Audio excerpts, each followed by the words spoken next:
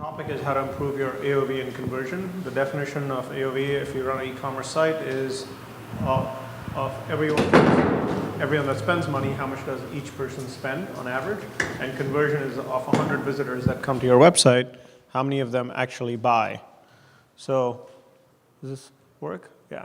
So that's my experience. Been in the e-commerce space for a long time. Been running e-commerce marketing, digital analytics teams for over 10 years now. I've been most recently before health e-commerce at a company called Charming Charlie, which is a women's fashion retailer with over 300 stores across the country. I was heading up marketing and e-commerce out there, and now I'm at health e-commerce running marketing and product. And product out here does not mean merchandise. Product out here means the website, the usability, all the A/B testing, the features and functionality online. So running that function right now, that's a little bit about me. You have my email ID if you want to reach out for any reason. Who we are, two of our brands are FSA Store and HSA Store. We have other brands as well that I forgot to add in there. But we're an online resource for all things tax-advantaged accounts. We have 4 brands: FSA, HSA Store, Well-Deserved Health, and Caring Mill, and growing. We have the largest selection of everything that's eligible to buy with your flexible spending and health savings accounts online. And we have unparalleled content and resources when it comes to these accounts, because there's a lot of, I guess we're trying to demystify the accounts. There's a lot of information lacking about what a consumer is able to do with these accounts, so we help them understand. And we've received a lot of awards: Crane's Best Places to Work, Deloitte Technology Fast 500, and our founder recently got the EY Entrepreneur of the Year award this past fall. Talk a little bit and sort of set the stage around what's happening in the world of e-commerce today. It's very difficult to compete on pricing and win, period. If you try and compete online on pricing, you will most likely not win that war, because Walmart and Amazon will make sure they don't let you win that war. And they have way higher buying power than anyone else. And just the last bullet says 50% of all growth in e-commerce is coming from Amazon. So just think about that metric. E-commerce is growing at 20% year over year. 10% of that growth is coming only because of Amazon. If you look at site-wide, hold on, don't start yet. I would say wait 5. I'm going to start everybody, with the weather, and let's wait 5 minutes. All right, we'll wait 5 minutes. We'll pause right here on this slide. Talk about your favorite place. Where's my favorite place? Let's go around the room and ask everyone what their favorite vacation was. I'll start with mine. Okay, so 5, yeah. Talk about free shipping and returns at table stakes before, just to expound. Sure. So free shipping, where is that? I wrote that? Yeah, so free shipping and returns are table stakes. What that means is, if you're trying to run an e-commerce store, if you're trying to understand how to do better in e-commerce, or trying to win that game, if you don't have a free shipping option for your customer, there's a chance they're not going to buy with you, because there's a certain level of expectation. It's like Valentine's Day and your first Valentine's Day with your girlfriend or your significant other, and you give a gift. You gotta repeat that next year, and then the year after, and the year after, and you gotta do one better, right? Amazon, Walmart, whoever else has gotten people addicted to free shipping, and that's the expectation now. Exactly. So if you don't have that, you're probably not gonna get the order. Similarly, returns. If you remember, Amazon bought a company called Zappos. They bought them for over $1 billion a few years ago. And Zappos famously offers free shipping to all their customers for how many ever shoes you want to buy. So you can try 7 shoes, keep only 2, and return 5. And they'll still give you free shipping. Now, that's not a very profitable business, but there's a difference between profitability and a very good PR exercise. It was a very good PR exercise on Zappos' part. Warby Parker. Warby Parker offers free shipping on glasses and says, we're going to send you 5, choose which one you want, and send it back. The free shipping thresholds have come down over the years, and they used to be $100 to $50 to now $35. I think Amazon is If it's Prime, it's free shipping on anything. So how do you compete with that? So that's what I meant by it's table stakes. It's really, there are things, and I'll go over in one slide, there are things in e-commerce you just can't live without. And if you're not doing those things, I would say focus on that few set of things and then move on to the bigger and better.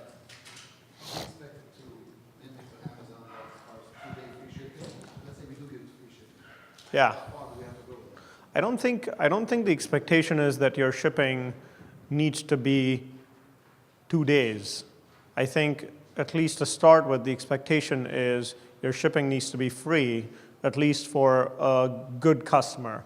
So it's different for every business, but you need to think about how do you define a good customer. A good customer for business A could be anyone who spends $30. For another business, could be someone who spends $200.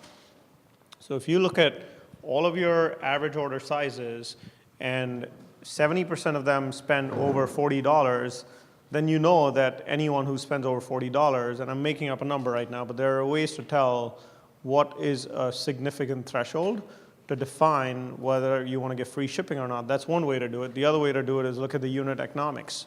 So at a $40 order, if you're making 40% margin, that's $16, right? And it costs you $5 to ship, it's affordable. But if you're making only 20% margin on the $40, that's $8, and your shipping's costing you $9, you can't do it. Or you got to find a cheaper way to ship or optimize the boxes or something else. So it's unique and dependent on every business, but there is a way to figure out what the right threshold is, and you can always test as well.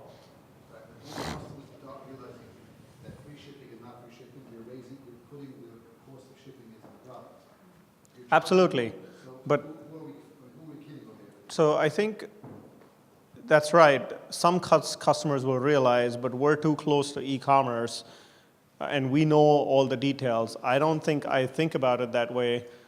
I don't think I think about it that way when I order from Amazon. When I order from Amazon, I'm looking at the price. I'm like, okay, I'm getting a good deal, buy. But the fact that Amazon's taking maybe 20% of my every single order and using that to improve all the infrastructure they have and open their warehouses and everything, I don't think about it that way. The customer's perception is relative to what else is available in the market. It's not based on how much margin you have. They don't really know about that for the most part. Does that make sense? Okay. Could you get the definition for AOV again? Yeah, it's average order size. So the definition is it's you order at Amazon, you spend $50. You order at Amazon, you spend $150. That's two customers, spend $200 in all. The AOV is $100. So it's the average amount every customer spends aggregated. So if you have 100 customers that spend $10,000, your AOV is $100. Make sense? Okay. All right, we have more people here. So yeah, marketing, a site-wide, I'll go to the second bullet and talk about that a little bit. Site-wide discounting is a race to the bottom. There are many smarter ways to discount. I would shy away from, as much as possible, giving away site-wide discounts, because the only thing you're losing is your margins out there, and your customers might be happy short-term, but you're not going to win long-term. There are smarter ways of giving discounts. There are smarter ways of segmenting customers, and I would definitely say think about that rather than giving away the house. A low conversion rate will get you low growth. For 100 customers or 100 visitors that come to your website, if you get 2 of them to buy, you still spend the money to get 100 people on your website. But if you can get 4 people to buy instead of 2, you basically double the productivity of your marketing dollars. So it's the same amount of visitors that's driving twice as many people. And there are many ways to improve conversion rate. There's a whole science and art behind improving conversion rates, but that's a huge focus, and I'll talk about that a little bit, on ways to think about that. Marketing spend cannot be efficient with a low AOV and conversion. If you get a customer to spend $50 and you're spending $20 to acquire a customer, your economics are very different than if you can get the customer to spend $100 and acquire them for $20. So your economics just change dramatically with your AOV and conversion rate. And those two, I would think about AOV and conversion as the function by which you can leverage and improve your overall economics as a business. All right. So, I mean, this is the conversion funnel, and this is spoken about in the marketing land a lot. This is the most basic version, but I actually extended a little bit. There's many steps to getting a customer to convert. So you got to segment your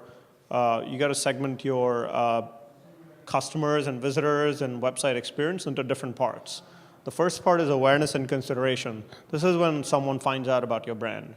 So what happens when someone finds out about your brand, and what message do you want to deliver to the person? What do you want to say about free shipping? What do you want to say about your value propositions? What do you want to say about why you're different than Amazon? What do you want to say about how you're different than your closest competitor, and the value add that the customer is going to get if they buy with you? And that's what the homepage is meant for, because a person just came to your site, you got to wow them, otherwise they're not going to move to the next step. After they move to the next step, if I'm on the home page and I click somewhere and I don't bounce, the average bounce rate for an e-commerce business is probably in the 20 to 40% range. That's average across the board, depending on what business it is. How do you get people to not bounce and click and do something else within the website? That's what your home page is for. And then you start moving towards the second tier in the pyramid, which is interest, intention, and engagement. So once a customer has actually clicked somewhere, they've given you an indication that they don't want to just leave. Something you mentioned to them on the first, it's like going on a second date. I don't know why I have these, it's Valentine's week, I guess, so I have these examples.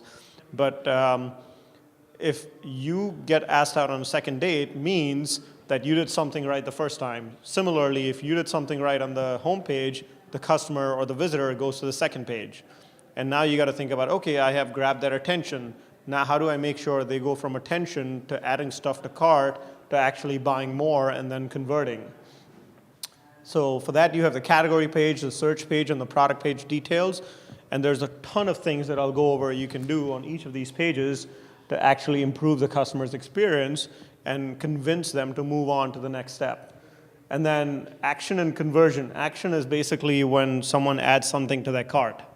The minute someone's added something to cart, they've given you an indication that they care about this and they are likely to take action in that direction. And obviously the customer buying is conversion, and the last one is retention and loyalty. It's often overlooked, but the one at the bottom, I think, is the single most critical thing for a fast growth business. So if your business is growing really fast, and if you want your business to grow really fast, you got to do two things, and that's it. First is you got to put a billboard up there, and you got to let the world know about you and drive a lot of traffic. The second thing is, after you drive a lot of traffic and people start buying, is how do you get the people who already bought to buy a second time? Once a customer is converted with you a second time, they're going to be with you for life, most likely. So the likelihood of a customer buying with you the first time is, I would say, maybe 20%. The second time is 30, 40%, but if they bought with you a second time, to buy a third time, the likelihood is about 80%. You can say for certainty that they're going to come back. So that's the golden metric, I think, is how do you get a customer to place that second order? There's, again, many ways to segment and market and drive your customer back. So this is what I mentioned was the lots of things in the slide I'm going to go over that talks about all the things you can do to improve your conversion rate. If you think about the bottom left quadrant, where you have the layout, live chat, user experience design, lead capture, high resolution images, that's the size of the projector. I don't know if there's a, I think you'll have, yeah, I think you'll get the slides after, of course. But there's, so let me move on that side. So everything in this quadrant at the bottom out here are things you can't live without. If you're in the e-commerce space, you gotta have live chat. If you're in the e-commerce space and trying to sell online, you gotta work on your basics of user experience design. You gotta have a lead capture form. You gotta have a high resolution images. You gotta have reviews on your website, because how else are they gonna drive that confidence about your business? You gotta have product descriptions. Anything to the right will help drive customer intent further. So if you have guest checkout, exit intent, relevant traffic, obviously not irrelevant traffic, a loyalty program, couponing, it's going to increase. A lot of these are promotional or value-added things that push the customer to take that action. And everything on top is information and sharing functionality. So whether it's videos, gifting, social sharing, subscriptions, these are things that add more value and are more informational to get the customer to buy. And then on the extreme right quadrant up there are the pie in the sky things.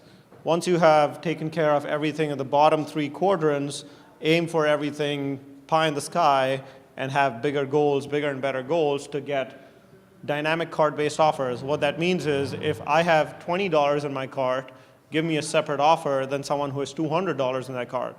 Why are both of us incentivized the same way? One-page checkout, Amazon's very famous for that. Their patent actually expired last year, so more people can actually do one-page checkouts and one-click checkouts. And actually, one-click checkout was patented, but one-page checkouts are not. So you can still make your checkout significantly easier, cross-selling and bundling. You'll see this on that. Again, I reference Amazon because they do a lot of this right, but you'll see the concept of bundling out there. People who buy this also buy these 3 other items, or buy these 3 together, where you're buying a TV and they're going to sell you the maintenance service and the warranty and the aux cable and the HDMI and whatever, something else. That's bundling. That's, again, e-commerce 3.0. I would try and get these quadrants right and then move on to the bigger and better. Any questions so far? Does it make sense? Right. So this is not very clear. Can you guys see this at the back? Can you guys see the boxes at all? Okay. I should have chose better colors.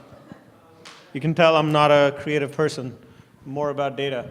So this is the way to think about how you can influence customers and what metric drives a customer. So at the top, you have revenue. What is revenue made up of? Revenue is made up of orders and average order size, right? So can you impact your orders or can you impact your average order size? Those 2 things. Then what are orders made up of? Orders are made up of unique customers and how often they buy.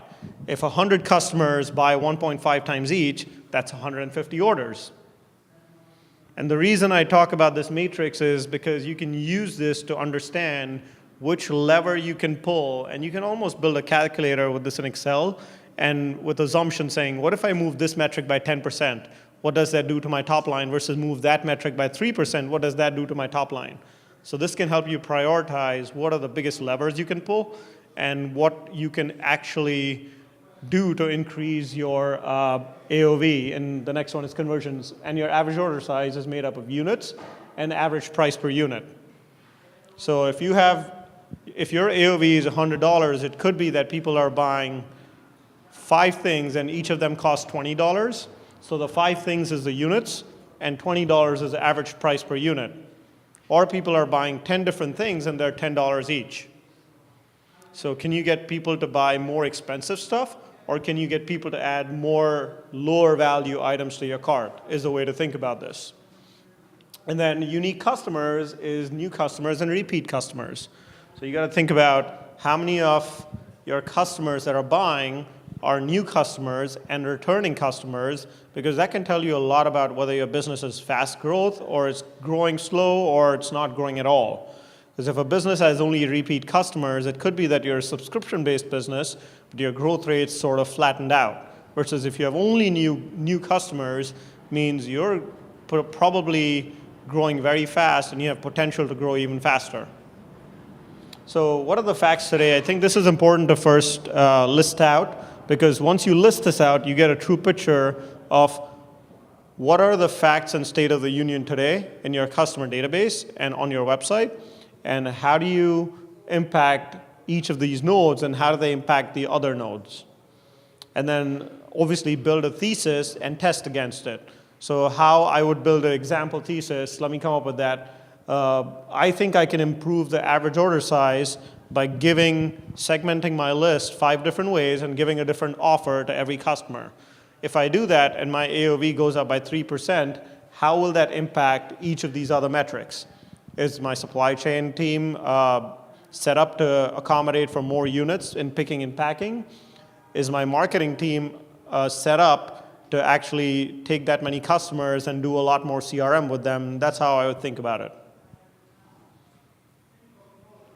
Questions? Right. So how to leverage my AOV? I would say there's 4 different things or 4 big things that influence about 80% of your AOV. And they're merchandising, your checkout funnel, your marketing, and your value props and experience. We spoke about this a little bit, but let me go into detail. So merchandising, you can improve how much a customer spends on your website simply by having more higher value items. So if the metric is, if your average, you can always increase the price, but that won't go so well. So why not change the representation of products that are on there and have more higher value items? If the average price of an item is basically, if you have 100 SKUs on your website and each of them is $25, it's $25, but if you can get another 20 products in there that are $200 each, that $25 goes up to $30. And you just need to sell a few of those $200 items to actually increase your AOV. Filters that drive AOV. So if you go to websites, you'll see when you search for something, it says sort A to Z, sort Z to A, or when you're on the category page, it says price low to high, high to low. One of the things I've tested in the past, and it's worked really well, is actually changing the filters around, changing the positions of filters, and maybe defaulting to highest to lowest, maybe defaulting to lowest to highest. If you want to get people to spend more per unit, you default to highest to lowest.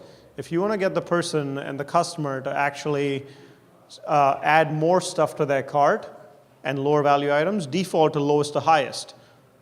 There's reviews, there's many ways to filter, and that can actually have a dramatic impact on your AOV. Your experience on your category pages.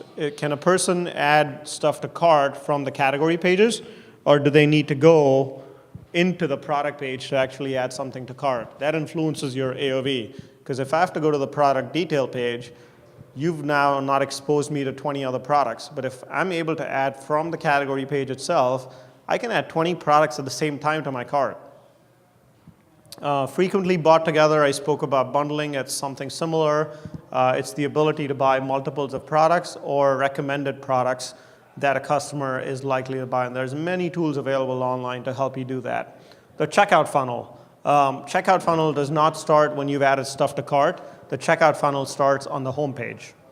When a visitor enters your home page, people aren't just randomly typing in www.fsastore.com just because they're bored on a Saturday afternoon. They're doing that because there's intent, and you need to capture that intent, and that's why the checkout funnel starts on the home page. Once you've grabbed that person's attention on the home page, you try and guide them throughout the process and get them to convert. But also, another way of improving the AOV is actually after the customer has already bought, on the order receipt page, you have an upsell out there saying, hey, you just placed an order, add $20 more to your cart, and we'll give you free shipping, or we'll give you double loyalty points, or we'll give you whatever they want based on what your business is.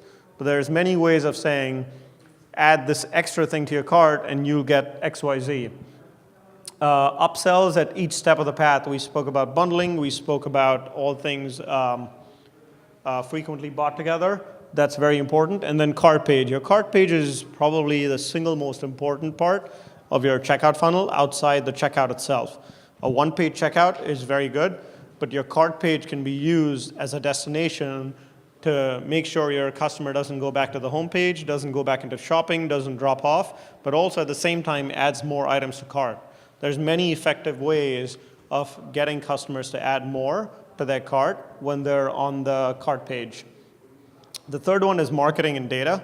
So you can have strategic offers for different channels, and you got to think about which channel serves what purpose. So if you're doing a lot of Google ads, what purpose do those Google ads serve, and what kind of offer do you want to drive there? are Google ads driving new customers? And if they are, you want a different offer out there versus your email marketing campaign, because your email marketing campaign probably drives existing customers or return customers. So think strategically about offers, and also new versus return customer intent, which is, I think it's very important to segment your database as new customers and returning customers. And most big e-commerce companies think about it that way, because you can actually model out your growth rate for the next year or for the next quarter or for the next month and look at trends and identify what's working and what's not if you think about your customers that way. Propensity-based segmentation, I would put this in the top right quadrant. Once you get through the basics, you can hire data scientists, you can hire analysts, and they can do some pretty good segmentation for you. There's a lot of, I wouldn't recommend hiring a data scientist unless you have a big budget. Then that's obviously the best option. But I would say there's a lot of great schools that have masters in statistics and in mathematics programs. Get someone from there. Get an intern, get your program started, get a really good analyst, and then move on to graduate to someone more experienced, or let the person grow, because you got to start somewhere, and it's better to test with small rather than having a big capped spend on that. Value props and experience, obviously the videos, the reviews, the selection and the breadth of products, and sometimes it's not about the selection itself, it's about the perception of the selection.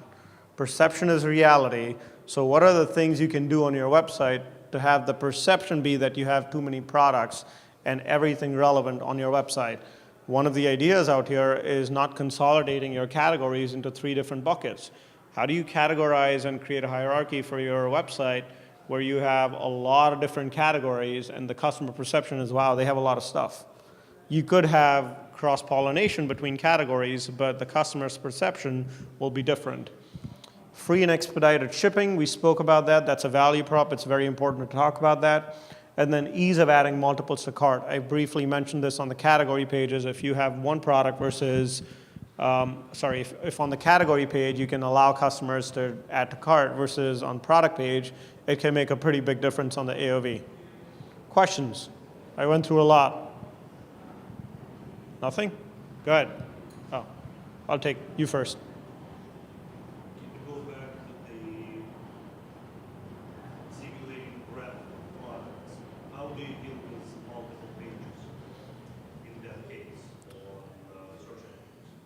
How do you deal with multiple pages for duplicate pages? I think you need to have 301 set up if you have duplicate pages.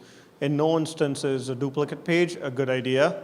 I think you need to have one version of the page, and if you do have duplicate pages, you need to have canonical tags pointing from one to the other so that the domain authority is going back to one page, which you're telling Google, hey Google, I have 2 pages, but this one is meant for XYZ purpose, and assign all the value of the page to this one main page. Thank you. Yeah, go ahead.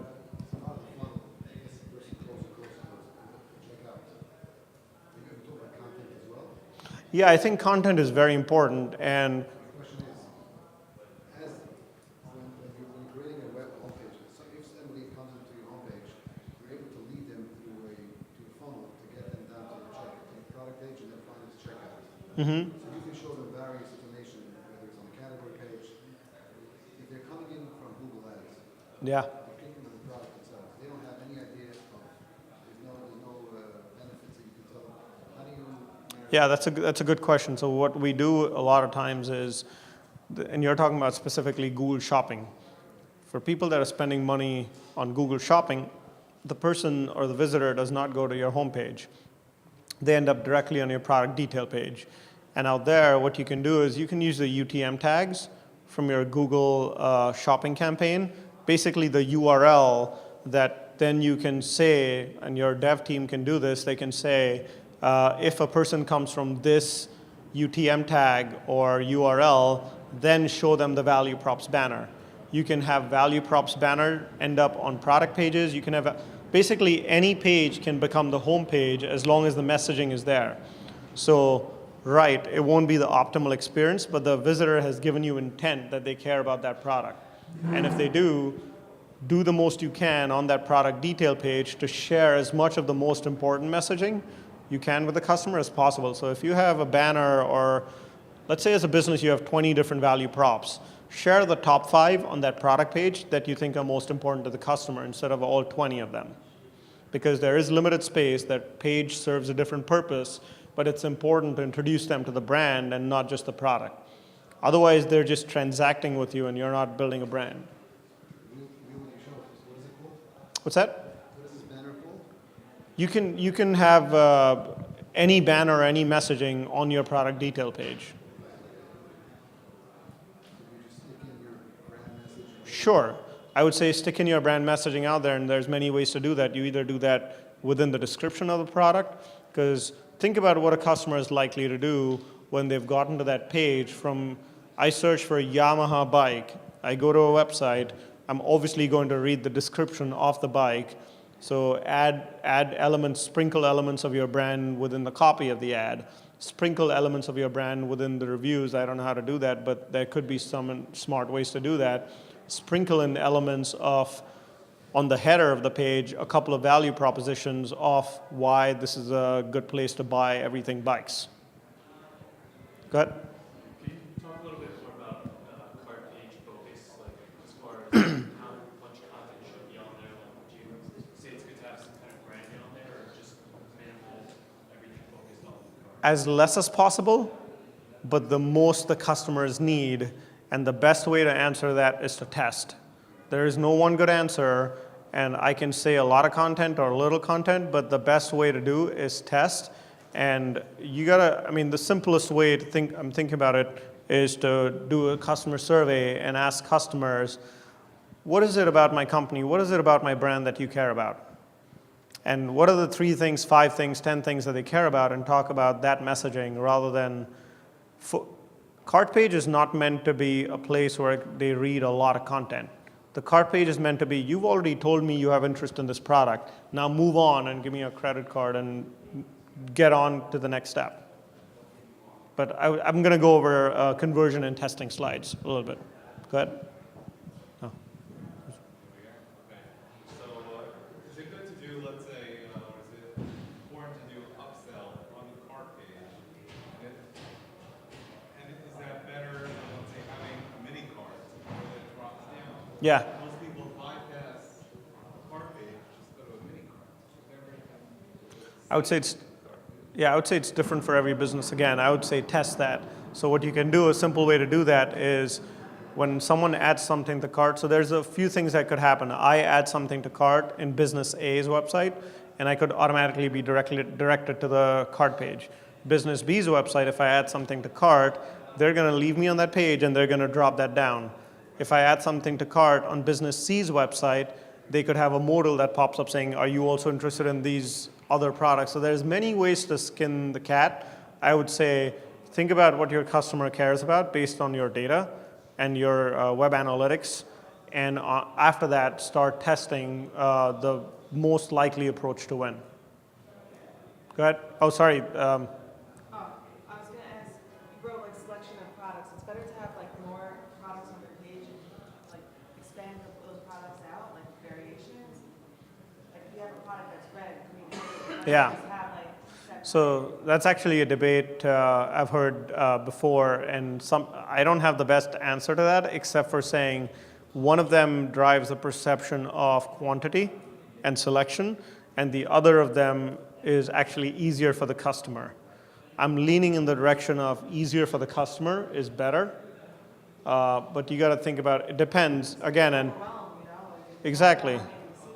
Yeah, and if you have 10,000 SKUs on your website, I would consolidate it because the 10,000 will become 5,000 after you consolidate all the variants. But if you have only 200 SKUs and after consolidation you're going to only be left with 20, then I would think about that as which one is more important. So it depends on every business. Go ahead at the back, sorry. Yeah, so at what point do you say the customer, like at which point in the funnel, you want to limit, the links leading away from the checkout? Like, if you're providing something a promo or whatever it is that you're sort of upselling, but it can also lead the customer from clicking away from actually continuing the funnel and potentially losing a sale. At which point do you say, I would say once the person gets to the cart page. So when they're on the product page, when they're on your category page, when you're in the search, they're still telling you, it's an indication that they're still looking around. But as soon as you get to the cart page and any indication that they either click on the cart or go to the login page towards checkout, they've given you a sign that says, I'm ready. What if the guy's coming from Google Shopping and it's a direct link, so you know he's interested in this product? Yeah. Do you want to veer him away with something on the product page? Absolutely, but because if they're on the product page, if they've already made it to the cart page, then there are ways to upsell on the cart, but I wouldn't try and distract them because what I've noticed in many businesses is the average order size of a Google Shopping customer is always lower than the average order size of your overall e-commerce business. And I've seen this across 5 different businesses, and it's because people that are coming from Google Shopping are coming for a specific product. They're not coming specifically to buy with your brand. So you wouldn't upsell those customers as much. You would, but lightly, or lighter than what you would your other customers. And again, that's my thesis. I could totally be wrong, and I recommend testing. Good? All right. A lot of questions on this one. All right, this is one of those slides that you can't read again. So how you had the revenue tree, there's something called a conversion tree. And let me, actually, it's going to be easier. So this is how to think about conversion on your website. Your conversion rate is made up of traffic and orders. So 100 people come into your website and 10 of them buy. That basically is a 10% conversion rate. So traffic or orders divided by traffic is actually your conversion rate. If you think about your traffic, it's new visitors and returning visitors. So what percentage of your visitors are new versus existing has an impact on conversion rate. A lot of businesses see much higher conversion rates on returning visitors because they're already familiar with the brand. Versus new visitors, your conversion rate will probably be half of everything existing visitors or everything new visitors. And then orders are, again, made up of unique customers and the frequency. What that means is your order, I think I went over this on the previous slide too, 100 customers buy 1.5 times each, that's 150 orders. And then unique customers are new and repeat customers. So think about the same line of thinking of how you can impact your conversion rate is a factor of each of these nodes. And which of these nodes can you optimize to drive a better outcome? For some businesses, it might be very easy to just drive a lot more traffic. And if you can drive a ton more traffic, even if your conversion rate is 20% lower, it's okay. But for other businesses, it might be much simpler to make those basic changes at the lower bottom left of the quadrant that I shared earlier and get the conversion rate up. So it depends on what stage in the life cycle of the business you are in. Questions? How are we doing on time? We have a few minutes. So I think it's very important to have A/B testing and conversion optimization program if you're a fast growth retailer and if you are in the e-commerce business and you're trying to grow online. One of the first questions that comes to mind, and I have asked this question in the past and I've been asked this question many times internally and externally, is it better to build your own software or is it better to buy? And I'm not going to give you the answer yet. I will in the next slide. But these are the questions you need to ask internally as a team before you decide whether you want to build or you want to buy. Is it core to your company's offering today? Is the A/B testing software a core part of your platform, core part of your offering, or can you outsource that and can you get someone else to do it for you? Do you have the skill set to build it in-house? Developers are very expensive. We all know that.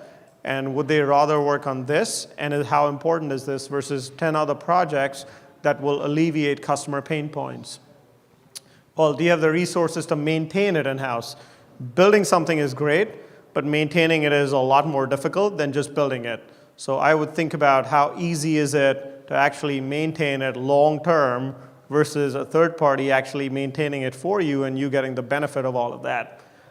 Is it an important part of the company's strategic roadmap? So an A/B testing software for, I mean, if I was Walmart, I would think and seriously consider building that in-house, just because this is part of my strategic roadmap in being able to test a lot of things online and do them much quicker than a third-party integration versus 5 minutes? All right, I got 5 minutes. So is it an important part of the strategic roadmap? And then is my marketing and SaaS money better spent out here or on driving traffic? Because you'll buy a software in-house or you'll build it in-house versus buy it outside. Is it better to do this, or is it better to spend that money on Google Shopping or other marketing ideas or email marketing to drive more traffic to the website? And then what's the opportunity cost? Again, where would you have your developers spend time? Would you rather them build this, or would you rather them build a customer feature or a customer service app or returns functionality or something that will help the merchandising team or something that will help the customers experience your brand better? And then will this help us in other areas of the business? A module or a software could be helpful in one area of the business, but depending on what the business is, it could help other teams. So am I only helping build it for one team, or am I helping 5 different teams and building it for them as a functionality? Could determine whether you do it in-house or outside. And then once you decide, obviously, I would say just buy an A/B testing software, because they're very inexpensive nowadays.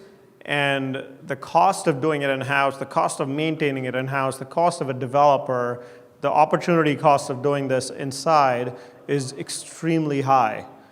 My recommendation always is to buy and not build, because you can build it today, but over the next 3 years, when your developer leaves because they're in such high demand and you don't have a way to maintain it and you don't know the source code anymore, and the testing doesn't take into account statistical significance and it doesn't take into account anomalies and data and extreme orders, then you need to go back to the drawing board and start and build again. So my recommendation is to build it, but to start a A/B testing and conversion improvement program, you need to get buy-in from obviously the leadership.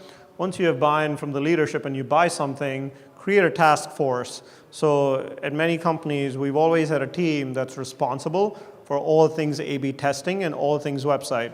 So who are the most critical people in your company who can be responsible for all things A/B testing, continuous improvement, conversion rate optimization? And I would say don't just limit it to the task force. The task force leads it, but make it cross-functional and make it extremely open to feedback and open to ideas, because the more you involve the company, the better you can do in terms of conversion rate. I'll give you an example. Some of the best ideas we get to improve customer conversion, to improve the product, come from our customer service team, because they talk to customers all the time. I can only come up with so many ideas because I'm the marketer and product guy, and I sit in my desk and I try and create a thesis on what customers could be thinking. These guys talk to customers all the time. So involve your merchandising team, involve your customer service team, involve anyone who's talking to customers, anyone who knows the space and industry really well, anyone who knows the competition really well, because that's a way of making sure that your program's successful. Create a list of unique selling propositions. Think about who you are and who you're trying to be. Who are you today, and is your website a good representation of who you are? And if not, who are you trying to be? For every 100 people that go to any e-commerce website, the average conversion rate is about 3. So think about it. You're in a Target store, and you're on checkout, and there's 97 carts just sitting there. There's just 3 people going and actually buying something. That doesn't make sense. People went into Target, they went there for a reason. People are on your website, they're there for a reason. It doesn't make sense that the conversion rate is actually so low. So you got to have ways to improve that, and just by going from 3% to 5% can be a massive improvement and basically almost double your productivity and marketing dollars. But understand competitively what your unique position is and how you're trying to differentiate from your competitors, and make a list of functionalities of your competitors and what they have versus what you want to do. There's many ways of improving conversion rates. These are just some ideas. And the second last bullet is build a thesis, validate with data, and vice versa. So you can either look at data that you have and build a thesis based on that, or you can build a thesis and then validate it with data before actually doing anything. So think about it as a circle.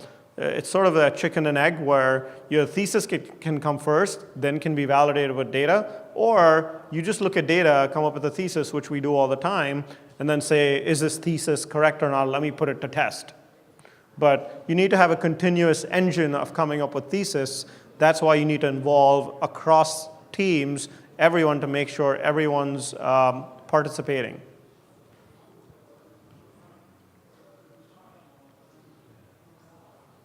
And just the process, you need to have, to build it's different to have a team that's focused on conversion and A/B testing. It's even better to have a process and a mindset in the organization that completely drives towards this behavior. And it takes time to build, but over time, you can actually build the entire mindset of the customer to actually, mindset of the employees to actually think in this direction. And we get ideas from every single team all the time.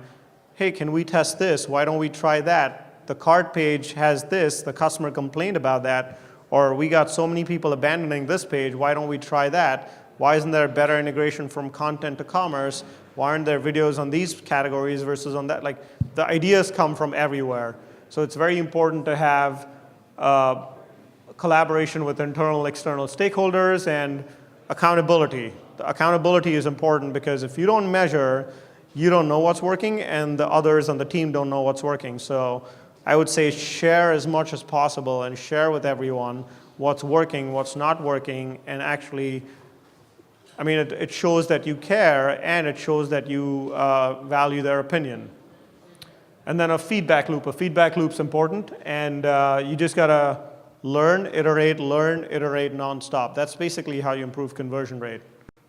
Time's up. Any questions? I had my email on the first slide, and you can find this online, so feel free to email me or reach out if you have any questions. Thanks, guys.